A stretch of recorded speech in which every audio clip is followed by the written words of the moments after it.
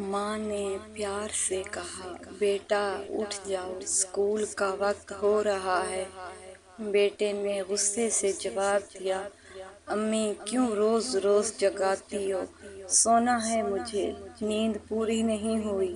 ماں نے غصے میں کہا، اللہ کرے ہمیشہ کے لیے سو جاؤ۔ کچھ گھنٹوں بعد وہی ماں بیٹے کو جگا رہی تھی، لیکن وہ جاگنے والا نہیں تھا۔ بیٹے کی سانسیں بند ہو چکی تھیں، آنکھیں بند اور دل بھی۔ ایک ماں نے جو بس غصے میں کہا تھا وہ بد دعا بن گئی اور بیٹا ہمیشہ کے لیے سو گیا۔ اب وہ ماں ہر رات سوتی نہیں، صرف روتی ہے۔ اس کے ہاتھوں میں بیٹے کی تصویر ہے اور دل میں صرف پچھتاوا۔ نبی کریم صلی اللہ علیہ وآلہ وسلم نے فرمایا، جنت ماں کے قدموں تلے ہے جو جنت کا راستہ دکھاتی ہے۔ اس ماں کے دل کو اگر توڑ دیا تو دنیا میں سکون اور آخرت میں نجات کہاں سے ملے گی؟ ماں باپ سے بدتمیزی کرنے والا کامیاب نہیں ہو سکتا۔ اگر تمہاری ماں زندہ ہے